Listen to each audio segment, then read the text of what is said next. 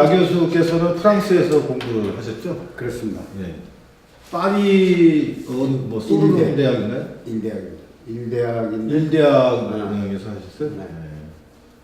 근데 그 파리 대학은 무슨 뭐 파리 1대학, 2대학, 3대학, 4대학 이런 식으로 아예 그 이 대학 이름을 이렇게 그 안 쓰는데 그게 옛날에는 안 그러지 않았습니까? 그 어떻게 바뀌게 된 거죠? 그러니까 내가 이제 공부한 데는 일대학에 거기를 좀 마저 하면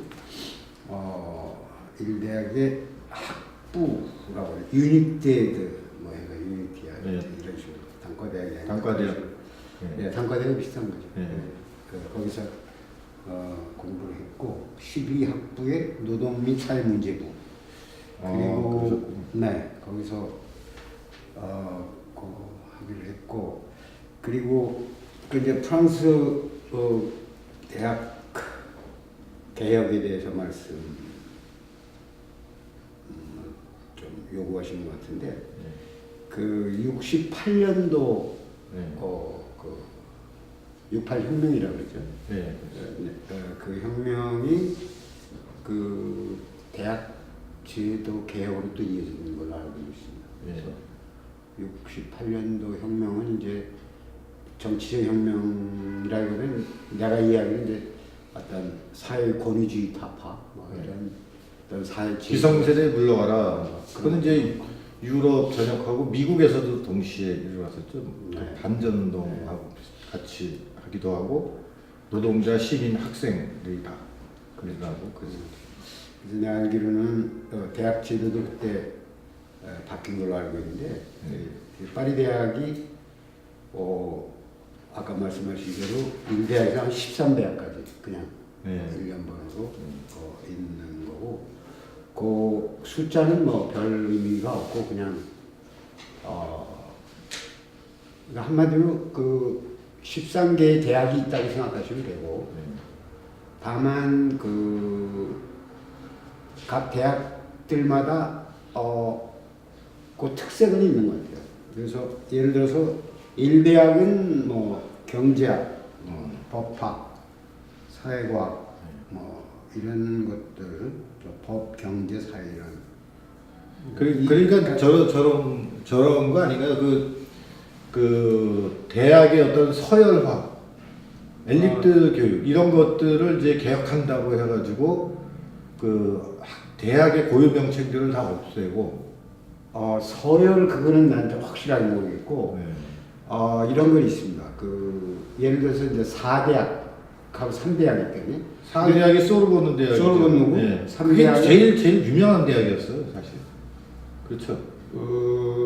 그렇죠. 거기서 대학 그 기원이라고 그러죠. 그래서 뭐 신학으로 시작해가지고 철학, 요즘에 사회학, 또 뭐 인문학, 문학 뭐 이런 대학인데 거기는 이제 그런 계통의 아주 굉장히 그 좀 스타급 교수들이 많이 있는데 3대학도 소르본이라고 하죠. 뉴 소르본이라고 하는데 3대학은 뭐냐면 68혁명 때 아까 말씀하신 대로 좀 진보 성향의 이제 교수들이 떨어져 나와서 만든 대학 이런 식으로 각 대학마다 다 어떤 저희가 있어요. 그렇군요.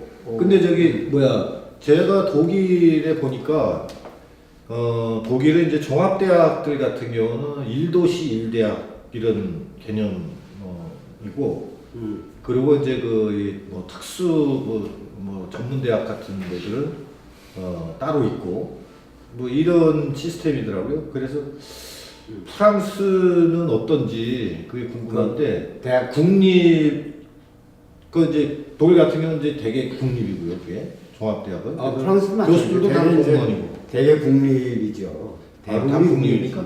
대부분이 다 사립은 사립도 뭐 대학 파리에도 사립대학이 있는데요. 그 이제 인스티튜트 카톨리크라고 그 카톨릭에서 하는 그 대학이 신학대학은 아니고 거기도 그냥 대학인데 사립대학이 근데 아주 예외적이지. 그거는 예외적이고 그 다음에 이제 그러니까는 우리나라는 그 뭐 국공립대학이 한 20% 정도 되고 사립대학이 한 80% 정도 되거든요. 거기는 뭐 거의 근데 거기는 그 90 몇 프로 되거든요. 그러니까 대학 유니버시티 하면 뭐 거의 100%에 가깝다고 아, 봐요. 그렇군요. 그렇게 되고 네. 그러면은 거기는 뭐 이 그 등록금이 뭐 쌉니까? 뭐 어떤 독일 같은 경우는 이제 전에는 등록금이 없었거든요. 아마 학생 자율경비위원회는 아마 없는 걸로 알고 있어요. 그 뭐 입시 제도는 있습니까? 입시 대학 입시. 제도가 우리 같은 수능 비슷한 그런 국가고시. 예, 그걸 통과하면 대학들이 따로 보는 건 본부상 없고 아예 이제 특수학교 거기도 이제 이제 그라운드셋골이라 해야 되는 다른 시스템에 그래서 시험을 보는 데가 있는데 그건 아주 예외적이에요. 대개는 그냥 수능 잘 바칼로리아라고 그러는데 바칼로리아 점수 가지고 가는 거예요. 그러니까 바칼로리아도 우리처럼 이과 문과 이렇게 두 개로만 나누는 게 아니라 세 개가 네 개 좀 저거 분야가 좀 많더라고요. 그래가지고 바칼로리아를 이제 볼 때 자기가 되게 어느 대학 어떤 분야의 대학과를 선택한다는 것을 염두에 두고 그걸 봐서 거기서 나온 점수 가지고 이제 어플라이를 하는데 뭐 그거는 뭐 우리처럼 수능 점수대로 끊고 이런 거 아니고 뭐 그거는 다른.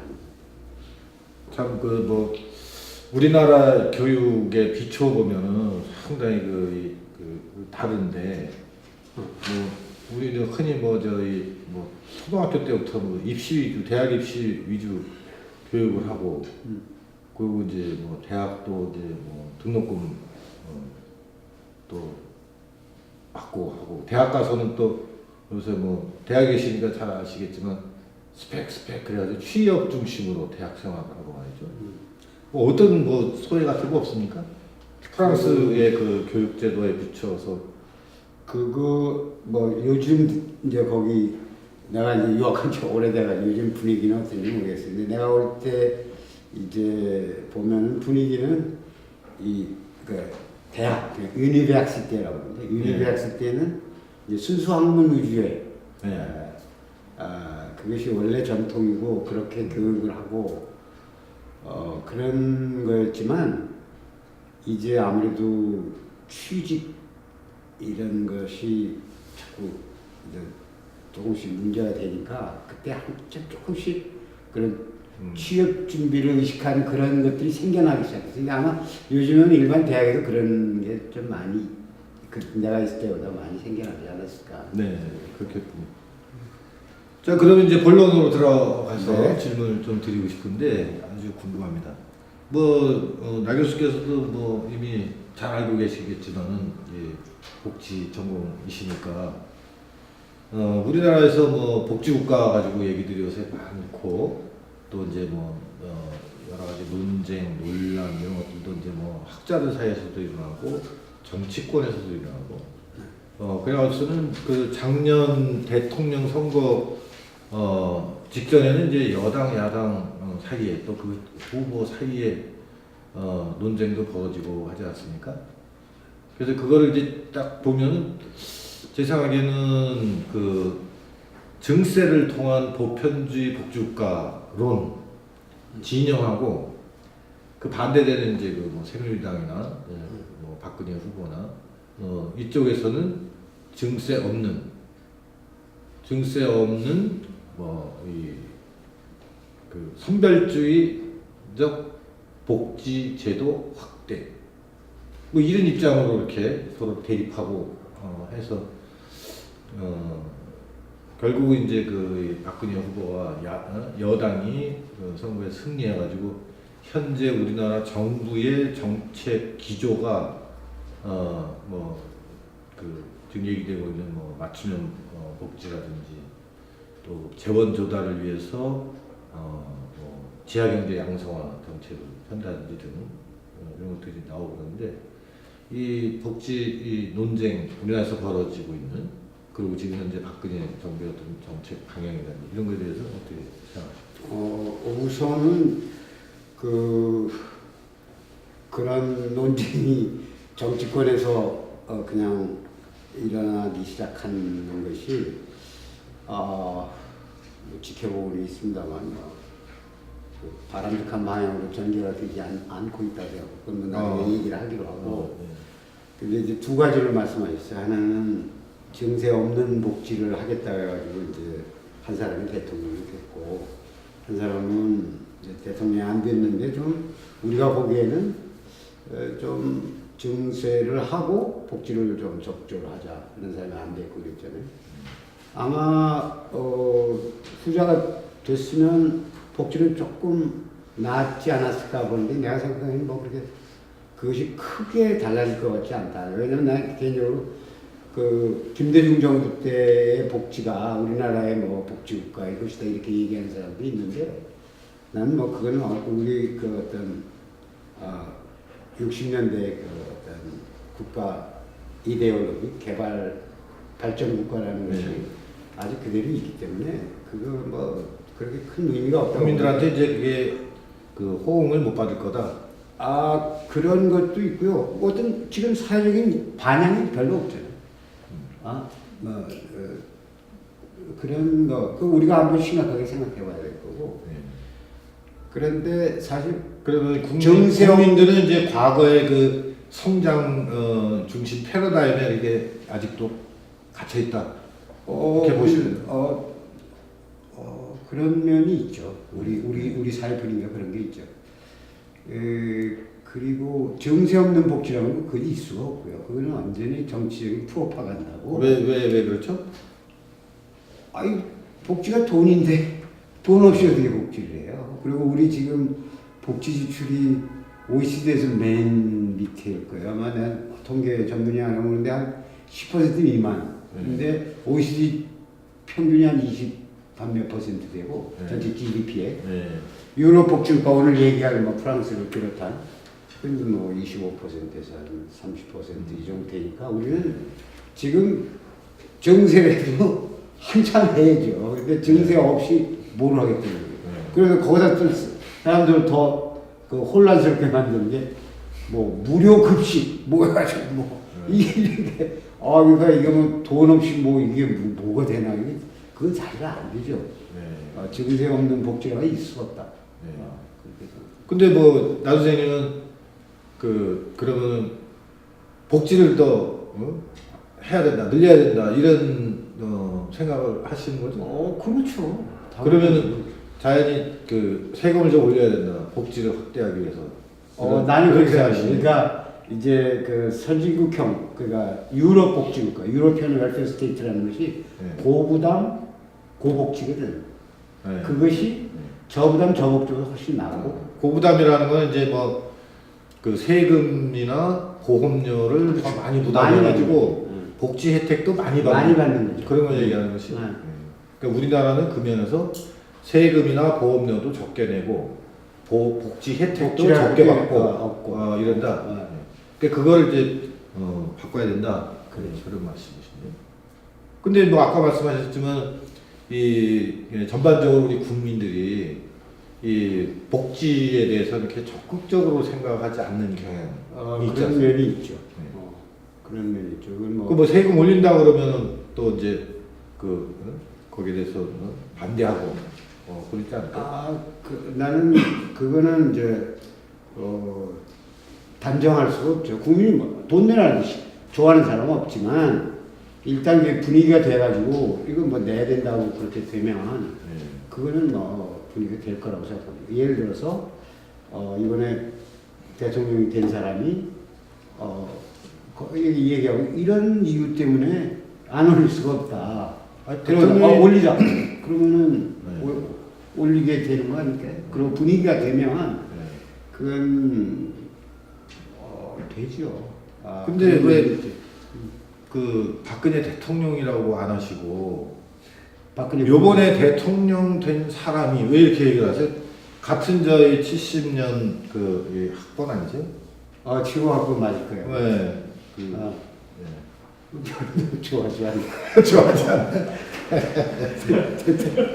왜냐하면 이제 나 교수께서 아마도 이제 유신 시대 때 대학 다니셔가지고 그때 이 살벌한 분위기 또 이제 압박 압박되는 이 자유가 압박되고 이러던 그 어. 어목한 시절을 겪어서 아마 그 악몽이 되살아나서 그러신 거 아닌가.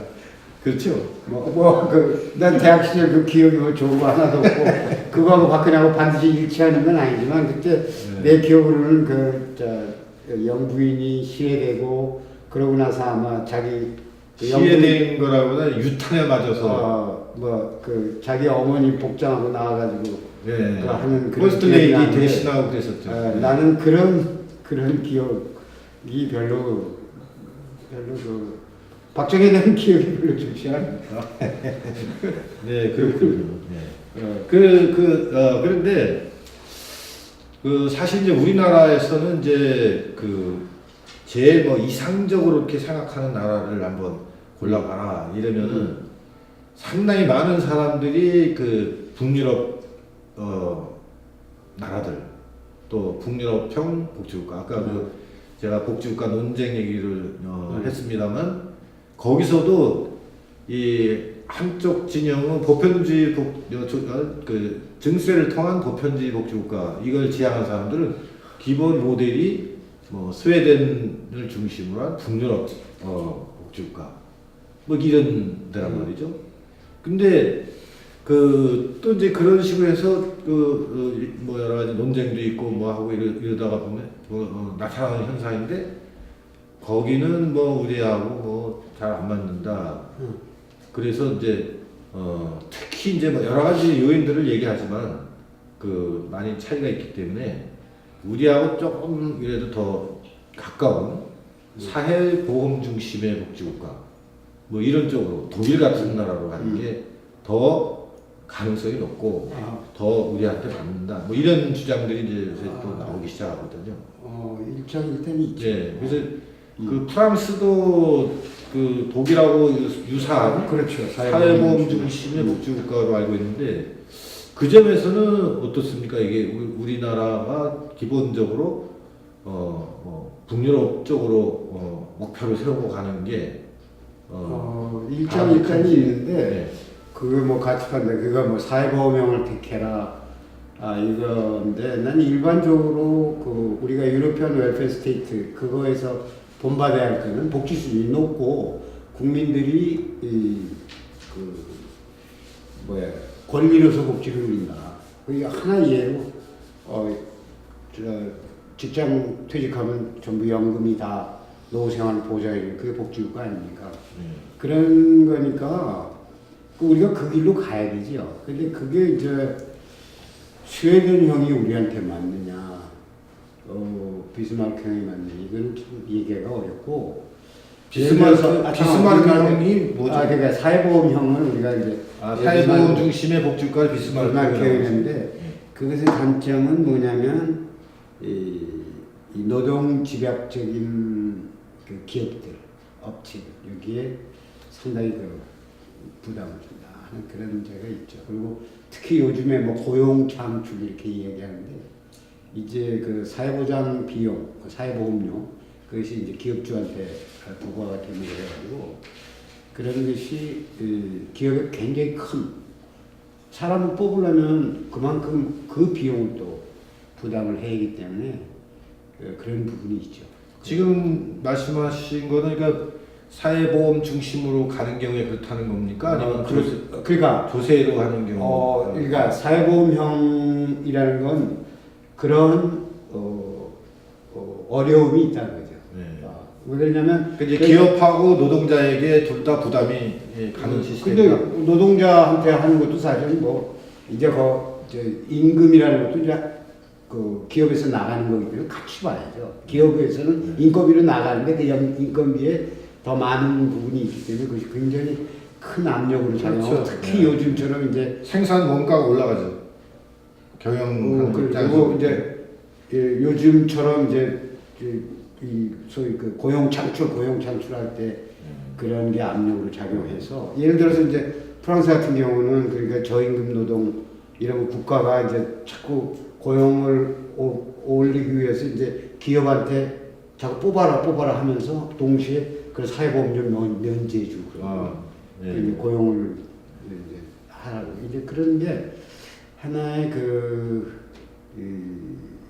그런 걸 이제 고려를 해야 된다는 거지. 뭐 결정적인 뭐 어려움이라는 건 뭐 아니지만 하여튼 기업에 부담이 되는 그런 측면이 있고 그것이 현실적으로 우리한테 이제 자 사회복으로 간다 할 때 기업들이 뭐 그렇게 하자 이렇게 하기에는 참 굉장히 좀 그러면 결국은 나 교수께서는 북유럽형 조세 기반 복지 쪽을 더 바람직하다고 보시는 건가요? 그 양자택일의 문제가 아니고 이제 우리는 어차피 지금 그 사회보험형이 지금 들어와 있죠. 사회보험이 4대 보험이 있고 거기에 이제 생활보험법 요즘 국민기초생활보장이라는 게 있는데 그것이 어느 순간인가부터 사회보험 그 소위 우리의 그 비스마르크형이라고 할 수 있지. 그 부분이 상당히 이렇게 발전이 지연되고 있고 그게 거의 뭐 지금 별로 그 부분이 안 되는 것 같고 그러고서 이제 뭐 국민기초생활보장이라 해서 이제 조세로 이렇게 국민기초생활보장 이런 쪽으로 자꾸 늘고 그러니까 두 가지 시스템이 이제 같이 가는 거죠, 그죠? 어느 게 더 중심이냐, 보험이 더 중심이냐, 그 조세를 통한 복지가 더 중심이냐 이런 문제일 뿐이지 양자택일의 문제 아니다.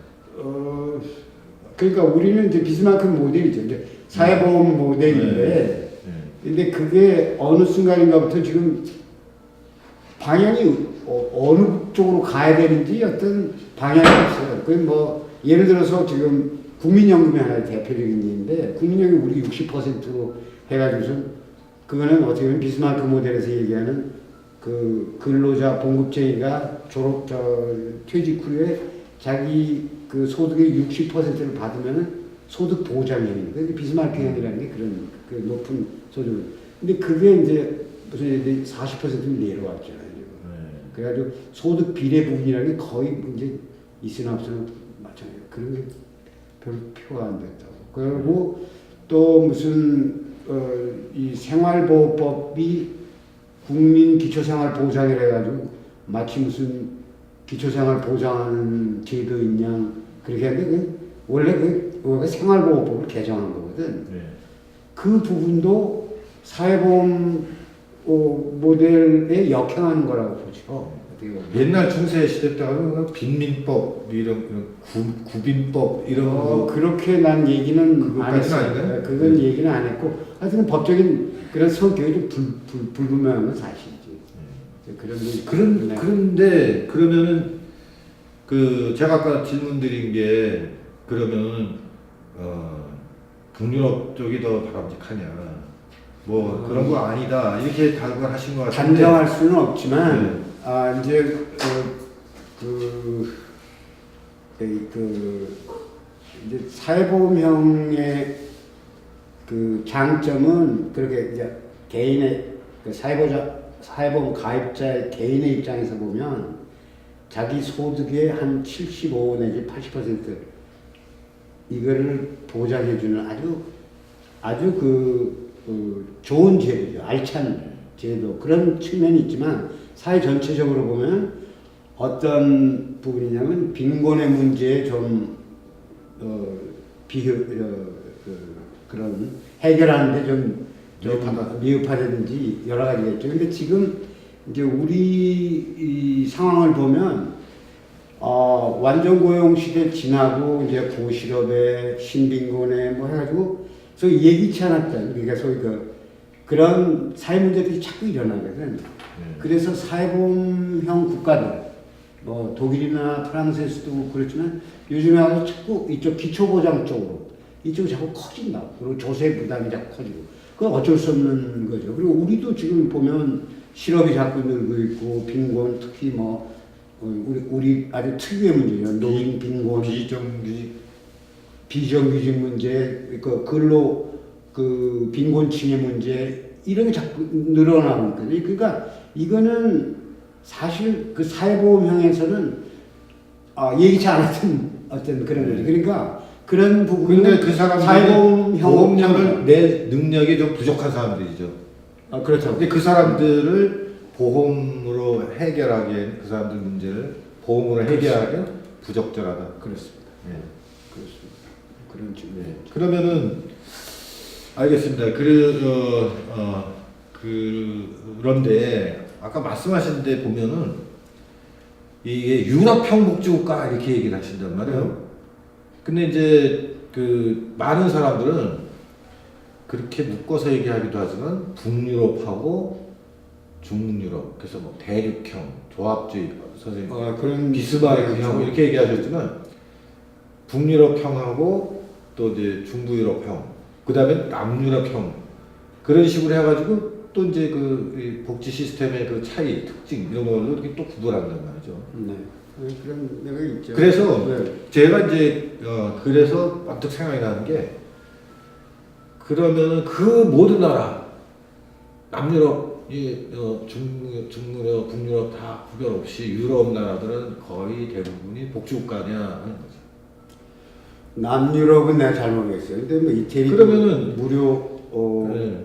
의료에서 무료고 하여튼 우리보다는 더 앞서가는 걸로 알고 있고 대부분의 유럽 국가들 내가 얘기하는 거는 이 복지가 우리보다 고부담 고복지 그리고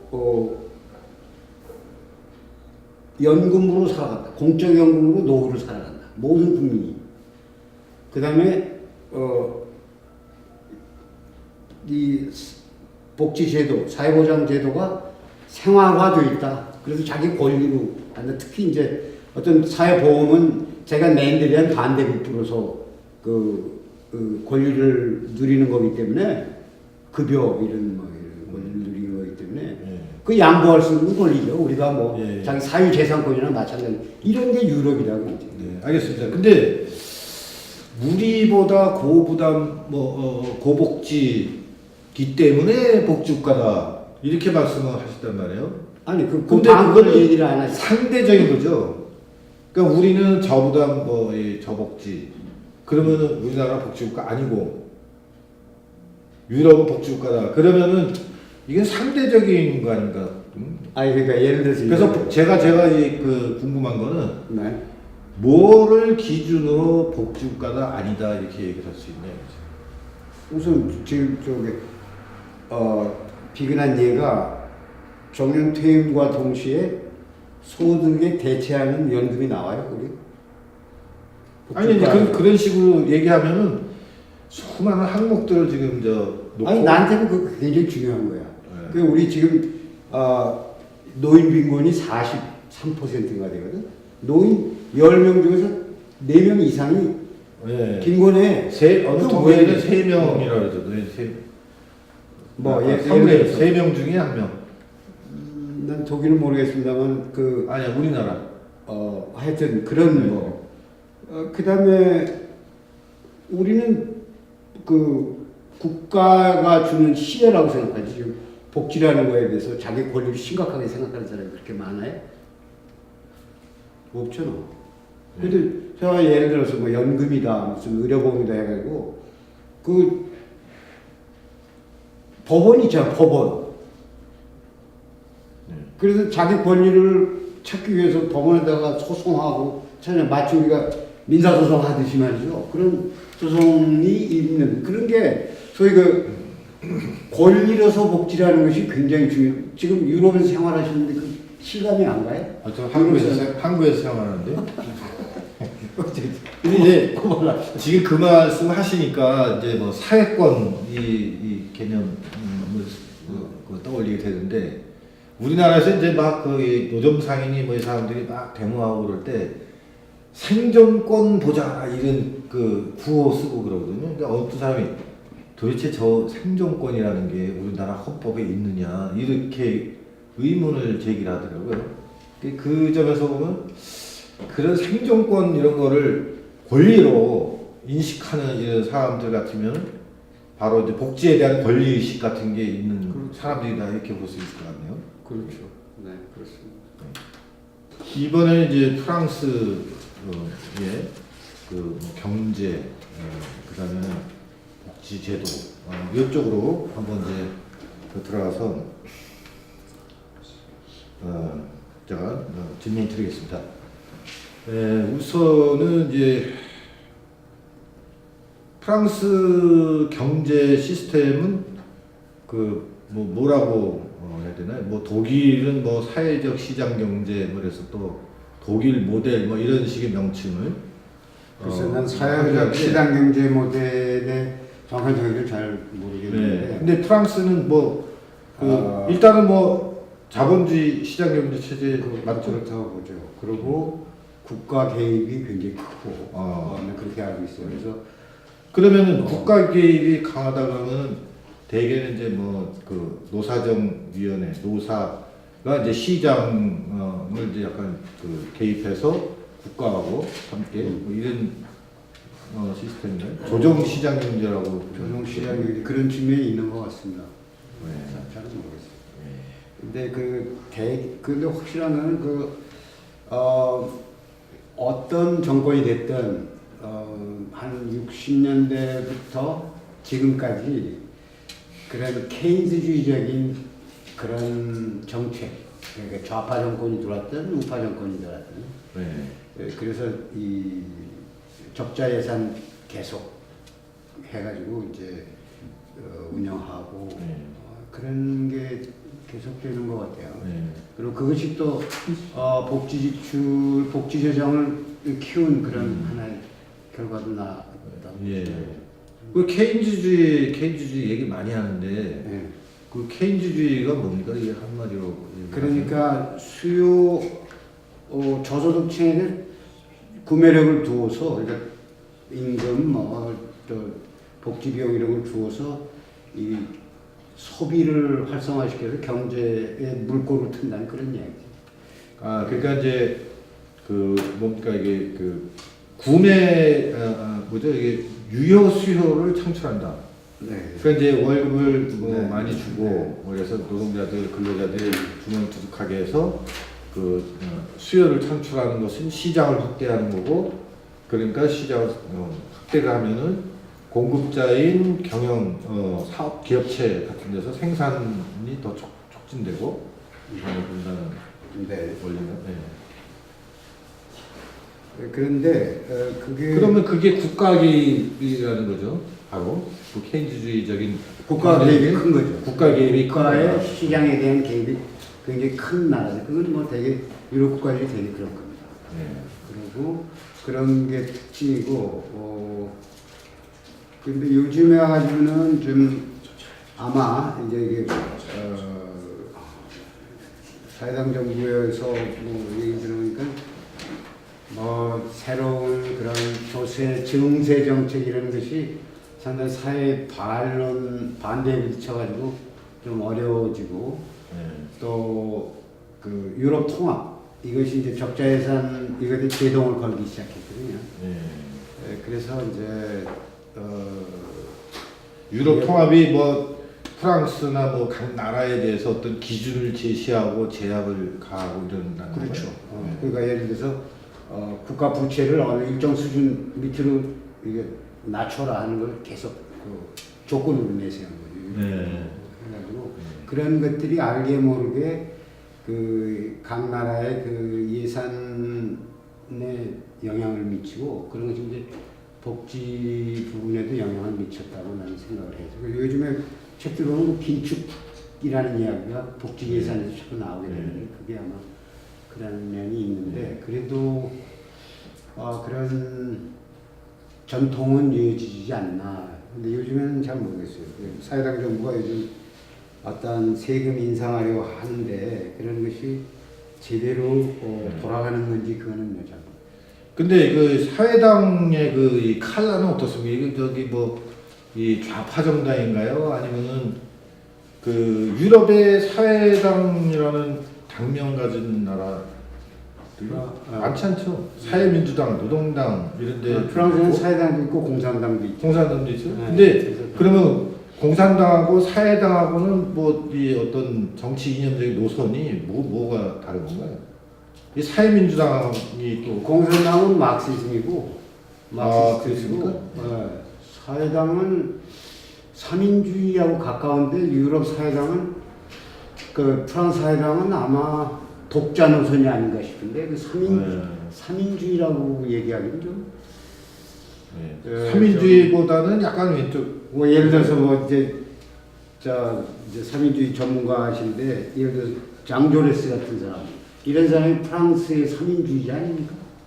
그렇게 장조레스. 저는 그러니까 그 사람은 잘 몰라요.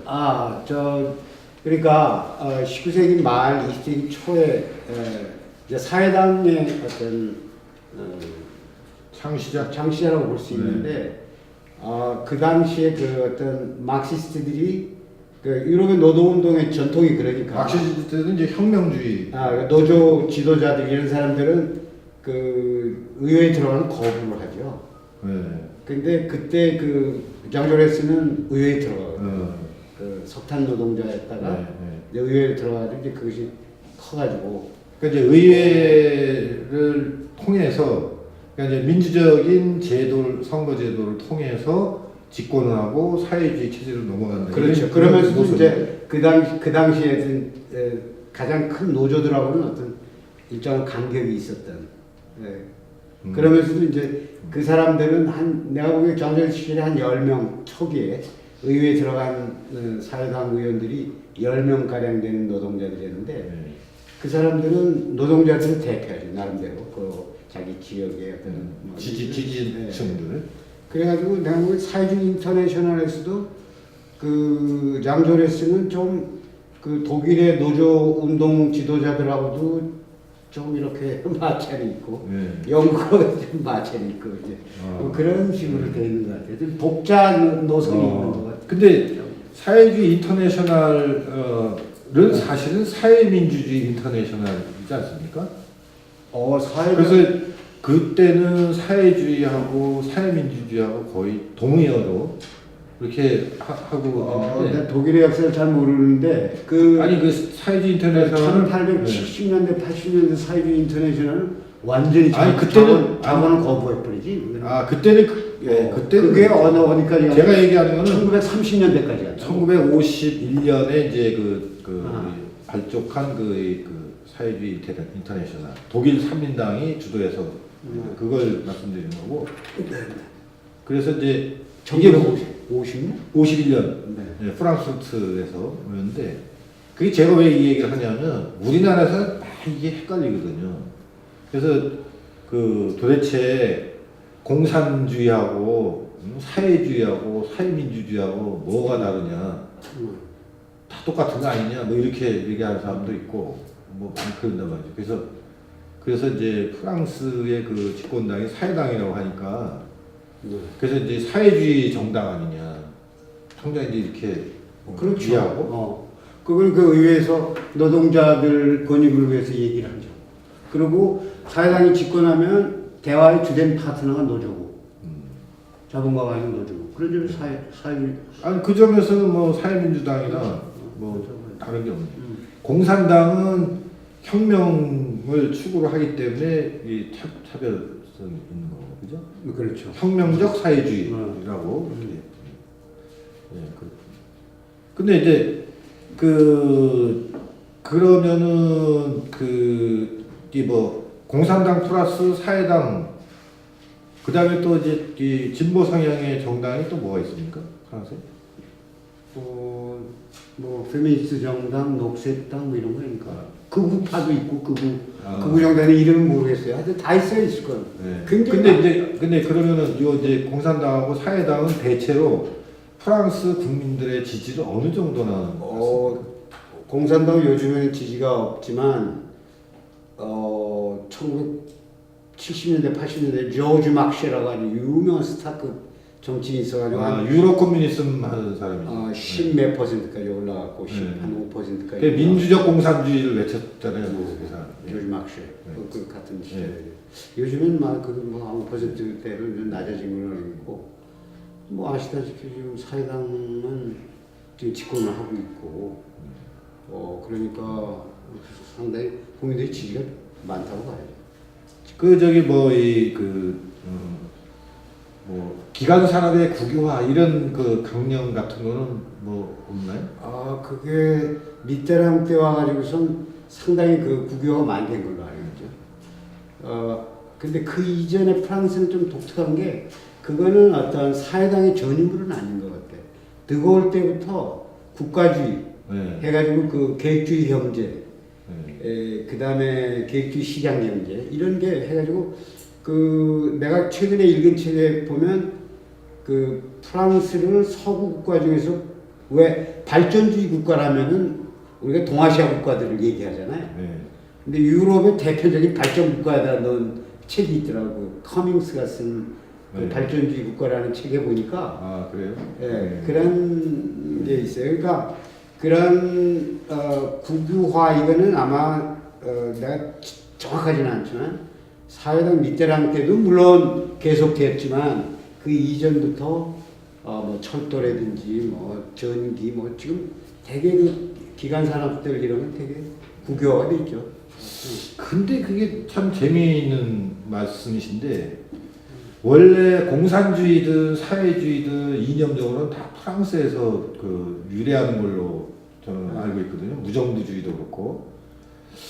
그런데 어떻게 언제부터 이렇게 국가주의가 주도적인 식으로 이렇게 그거는 2차대 드골 때문에 드골에 들어와가지고 그 7년 경제 사회 개발 계획 이게 그 매번 하잖아. 그 계속돼 있잖아요.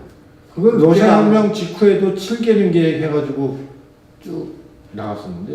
예, 뭐 그런 공산주의에도. 거 거기서 또 따온 건가? 모르겠네요. 뭐. 자 그러면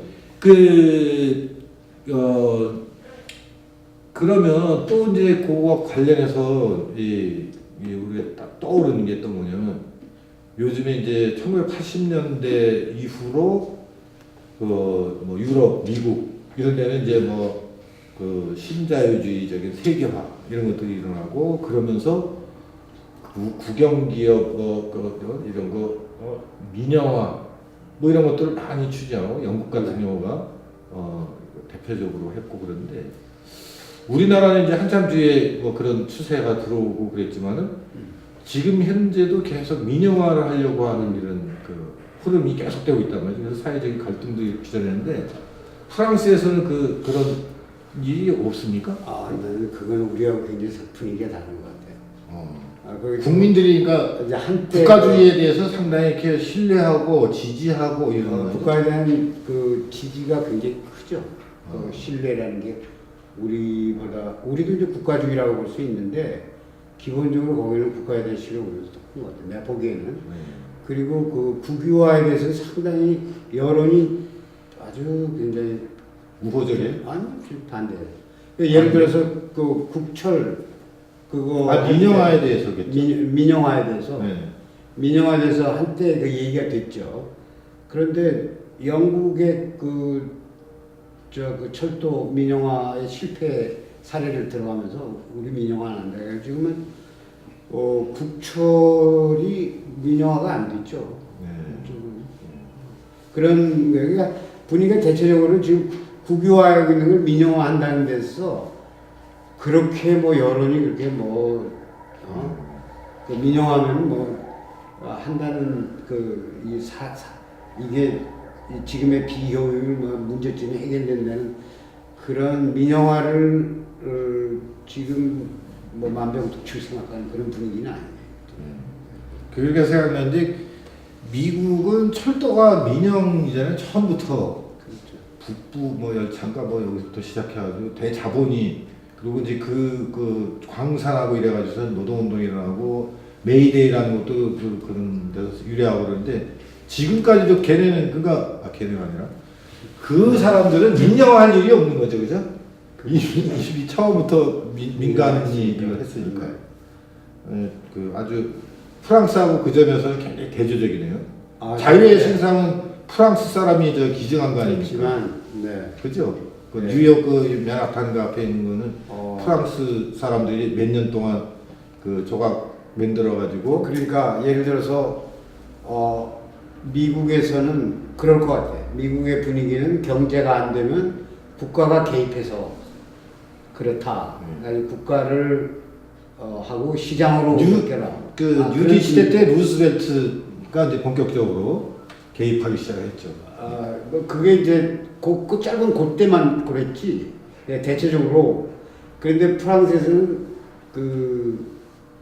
경제가 안 좋다 그러면 국가의 경제 정책이 잘못됐다. 이런 식의 이야기고, 그리고 우리나라하고 비슷한 게 또 저 수해 나오면 대통령 TV에 제일 먼저 나오고 이런 거 비슷하고. 대통령 뭐 하냐? 뭐 수해 현장에 대통령이 뭐 어디 술 마시러 갔다 아니면 골프 치러 갔다 그러면 그냥 뭐가 될까요? 뭐 그런 것도 좀 네. 비슷하다고 볼까. 근데 그 지금 이제 그 저희가 프랑스 경제 체제 뭐 요기에 대해서 얘기를 하다가 이제 진보 정당 얘기로 갔다가 민영화 얘기로 이제 갔는데 그 어떻습니까? 저 뭐 프랑스에서는 뭐 요즘에 그 뭐 사회 문제로 네. 뭐 심각하게 막 그 떠오르고 이 뭐 이슈가 되고 그러는 사회 문제들이 어떤 그 대도시 주변 지역의 그 빈민층 젊은 사람들 그 몇 년 전에 뭐 우리 신문에도 나오고 그랬잖아요. 대도시는 이제 파리. 파리가 아니었고 여기는 리옹 뭐 네. 파리 근교일 수도 있었어요. 그래가지고 대규모 폭동해가지고 뭐 자동차도 타고 굉장히 컸죠. 아니 뭐 폭동이 나오고 그랬었습니다. 그렇죠. 이제 폭동이죠. 굉장히 컸죠. 심각한 문제가 있었죠. 근데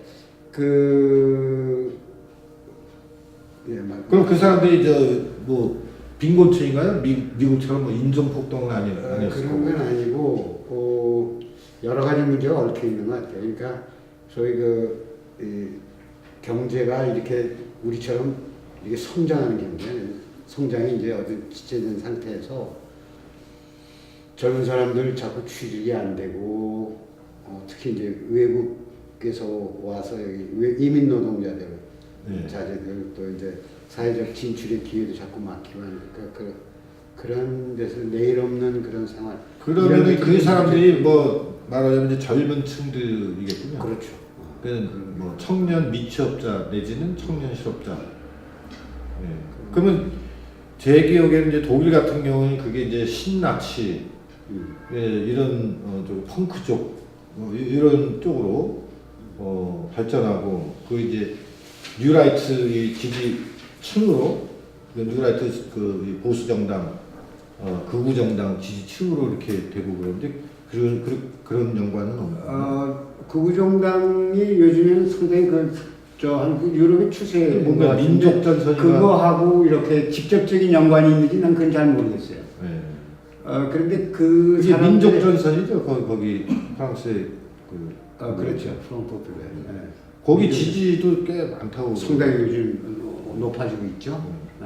그런 게 이제 경제 불황, 실업 문제하고 직접 간접적인 영향이 있습니다만 젊은 사람들하고 그거하고 연결이 어떻게 되는지는 잘 모르겠고 어쨌든 사회 문제인 사실이고.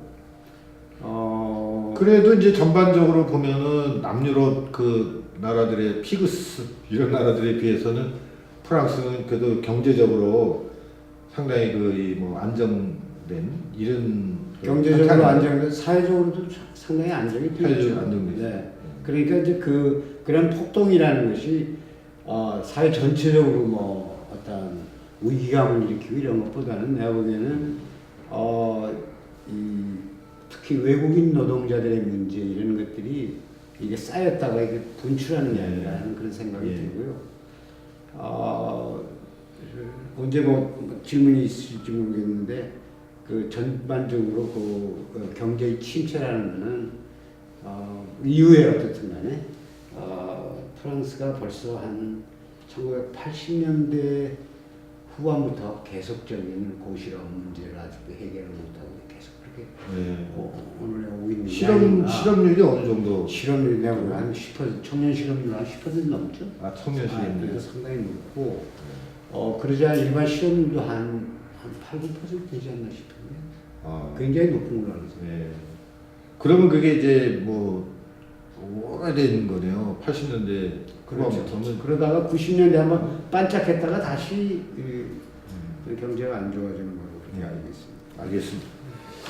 그러면 그 복지 문제 쪽으로 한번 또 관심을 돌려서 그 프랑스 복지 체제에서 가장 그 특징적인 또 잘 되는 그런 거의 복지 제도는 뭐 어떤 거라고 생각하십니까? 뭐 예를 들면은 영국이라든지 스웨덴 같은 데는 이제 뭐 거의 무상 의료 시스템식으로 의료 복지가 상당히 잘 돼 있는 걸로 돼 있는데 프랑스는 우리처럼 거기는 이제 건강보험이라는 질병보험이라고 그러는데 그렇게 돼 있죠. 그런데 우리하고는 달리 그 의료비 보상만 해주는 게 아니고 그 상병수당이라 해서 장기 입원자의 경우에는 그 보험료 나오죠. 입원비 아니 단절 부분 자기 그 입원하면 일을 못 하잖아요. 그런 부분이 한 70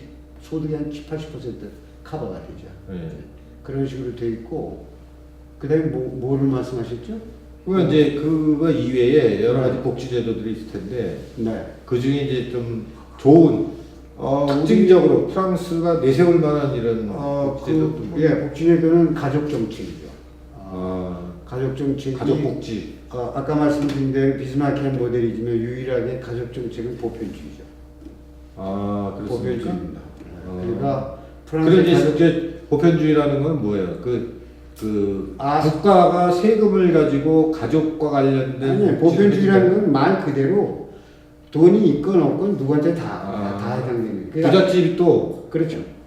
그 재벌가에도 그렇죠. 복지 혜택을 주고. 그렇죠. 그러니까 아이가 있는 집에 아이가 있는 집에 그런 보편주의가 가족 정책의 일반 원칙으로 되어 있죠.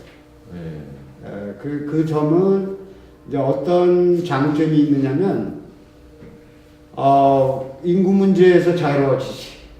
또 역사적으로 30년대 그 인구 문제가 이제 결합이 돼가지고 보편주의적 가족 정책이 돼 있고 그것이 이제 하나의 인구 문제가 걸려 있군요. 그렇죠.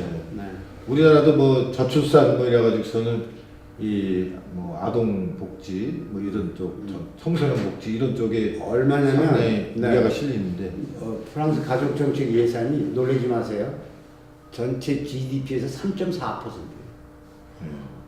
그리고 거기는 예를 들어서 그 아이가 3명 이상이면 전체 세금이 얼마 이상 넣으면 그거 다 반환해주고 그다음에 아이 있으면 아이 데리고 여행할 때 부부 중에 하나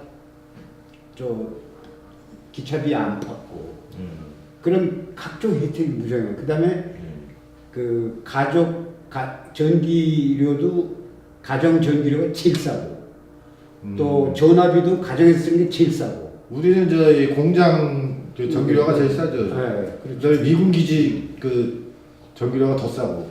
그다음에 이제 그 아이가 많으면은 거기에 비례해서 아동 수당이 나오고 그리고 뭐 이런 것이 엄청나요. 그래서 우리는 지금 가족에 대한 예산이 아마 1%가 0. 몇 %일 거예요. GDP에 그 3.4%야. 하늘 땅 차이네요. 그거 아주 하늘과 땅 차이죠. 그게 저희 보편주의적 가족 정책으로 이렇게 되면 이제 페미니스트들이 뭐라고 할지 모르겠지만 그 프랑스의 지금 자연 출산율이 2.5이 넘어요. 인구의 저희 그 이민해서 하는 거 말고 자연 출산율 가지고 하면 세계 최고예요. 그건 아주 성공적이죠. 그렇죠. 네. 우리도 그런 가족 복지 그 제도를 많이 들여와야 되겠네요. 그러면 저출산 문제가 나는 찬성입니다. 그 맞벌이 부부 문제도 해결하고. 네, 그렇습니다. 예, 아주 좋은 말씀을 해주셨어요. 자, 그러면 이제 끝으로 우리가 아무래도 아무리 선생님이 프랑스에서 공부를 하셨어도 한국 사람이니까 한국 얘기를 좀 해야 될 것 같습니다. 아까 이제 처음 시작할 때 얘기를 했었습니다만 어떻습니까? 이 전반적으로 프랑스 그 다음에 뭐 우리가 북유럽 얘기 잠깐 하고 독일 얘기도 잠깐 하고 그랬지만 우리나라의 이제 이 경제 사회 복지 발전을 위해서 뭐 우리가 같이 고민을 하는데 프랑스에서는 어떤 점을 좀 배우고 또 받아들이고 그래도 프랑스에서는 이게 문제다. 이런 거는 이제 버리고 우리나라 발전을 위해서는 뭐 프랑스한테 배울 게 뭐 아니겠느냐 뭐 그런 말씀을. 네, 그 복지 제도를 얘기하는 거예요. 사회 전반에. 아무거나 다 좋습니다. 프랑스에서 우리가 배워야 되는 거는